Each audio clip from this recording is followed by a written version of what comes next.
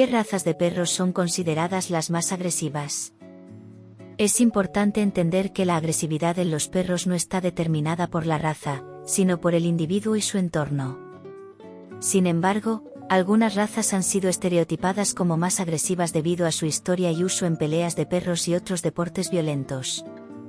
Algunas de estas razas incluyen el Pitbull Terrier, el Rottweiler, el Doberman Pinscher y el Pastor Alemán. Es importante recordar que la agresividad en los perros puede ser prevenida o manejada a través de una socialización temprana adecuada, entrenamiento y cuidado responsable.